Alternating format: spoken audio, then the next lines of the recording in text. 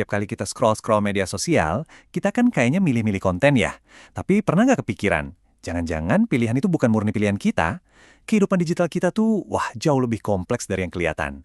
Nah, hari ini kita bakal bongkar, siapa sih atau apa sih yang sebenarnya megang kendali di balik layar? Coba deh ingat-ingat lagi, pernah nggak kamu mau ngepost satu foto, tapi akhirnya milih satu yang paling sempurna dari puluhan foto lain yang, ya gitu deh. Nah, kalau pernah, selamat. Kamu udah siap banget buat nyelam ke inti pembahasan kita kali ini. Oke, kita mulai dari perspektif pertama, dari Yasraf Amir Piliang. Idenya ini kedengarannya kayak film fiksi ilmiah, tapi ini beneran terjadi. Intinya gini, di dunia digital, kita tuh udah nggak lagi berurusan sama kenyataan. Kita berurusan sama simbol-simbol dari kenyataan itu. Coba deh sekarang buka media sosial kamu. Isinya apa? Pesta visual kan? Makanan yang ditata cantik, liburan ke tempat-tempat keren, senyum yang kelihatannya bahagia banget. Tapi, coba kita jujur. Berapa persen dari itu yang beneran realita dan berapa persen yang cuma, ya, pertunjukan?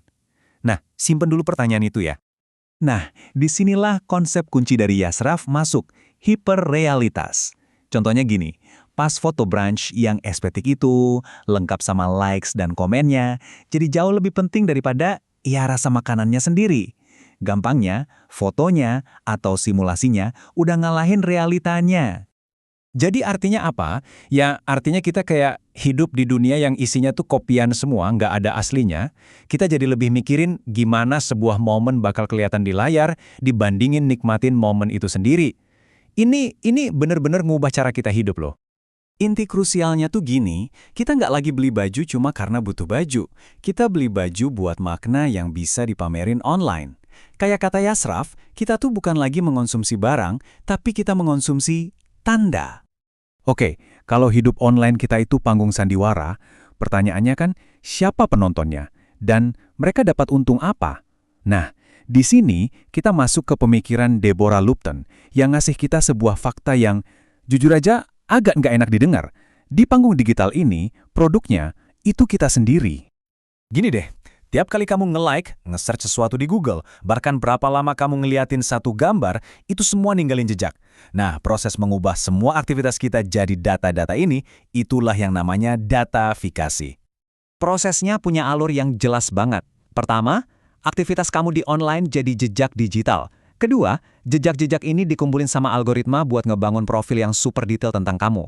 Dan terakhir, profil ini dipakai buat nentuin pilihan-pilihan apa yang bakal disodorin ke kamu besok. Semuanya terhubung. Nah, inilah jantung dari apa yang disebut kapitalisme pengawasan. Kita dapat layanan gratis kan, tapi kita bayarnya pakai mata uang yang paling mahal, data pribadi kita. Kita ini jadi konsumen sekaligus produsen. Kita yang ngasih bahan bakar buat mesin raksasa ini jalan terus.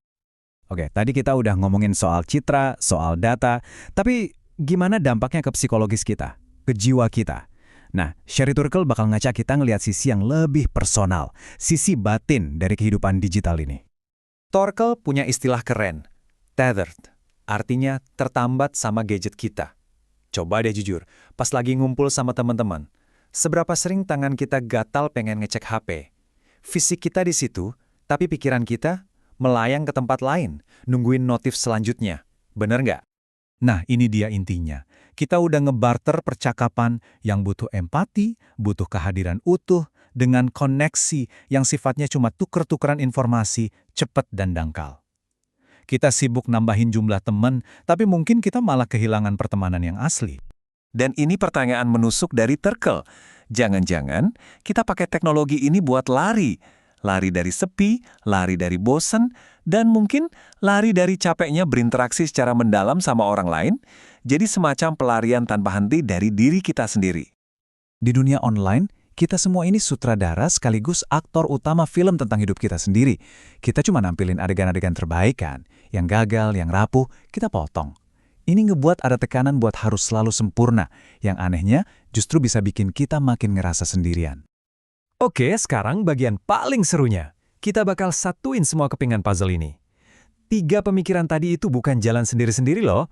Anggap aja mereka kayak 3 roda gigi yang saling terkait, ngejalanin satu mesin raksasa yang super kompleks. Mesin yang namanya pengalaman digital kita. Jadi kita rangkum ya. Menurut Yasraf, hidup digital kita itu panggung sandiwara. Menurut Lupton, hidup digital kita itu tambang data. Dan menurut Turkel, itu adalah cara kita buat ngatasin rasa sepi. 3 sudut pandang yang berbeda, tapi nunjuk ke satu hal yang sama. Diri kita di dunia maya.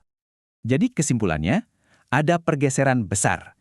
Dari yang tadinya kita menjadi atau menjalani hidup, sekarang jadi lebih fokus ke tampak atau mempresentasikan hidup kita. Kita jadi pencari validasi lewat likes dan connections. Oke, kita udah bedah sistemnya. Terus sekarang gimana? Apa gunanya kita tahu semua ini? Nah, justru dengan paham cara mainnya, kita jadi punya kekuatan buat mungkin sedikit mengubah aturan mainnya. Ini semua ngerucut ke satu hal penting, refleksivitas digital. Jadi gini, lain kali kamu mau ngepost sesuatu atau beli barang yang iklannya seliweran terus, coba deh berhenti bentar. Tanya ke diri sendiri, ini beneran gue yang mau?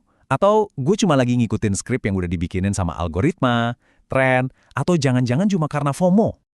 Sebagai penutup, saya mau ninggalin satu pertanyaan buat kamu renungin. Mungkin ini pertanyaan paling penting dari semua obrolan kita. Di dunia yang serba terhubung ini, tiap klik kita itu punya arti. Pertanyaannya simple tapi dalam. Teknologi ini lagi memperkaya hidup kita, atau justru hidup kita yang lagi memperkaya teknologi? Apakah kita yang mengendalikan teknologi atau sebaliknya? Jawabannya ada di jempol kamu masing-masing. Coba dipikirin lagi.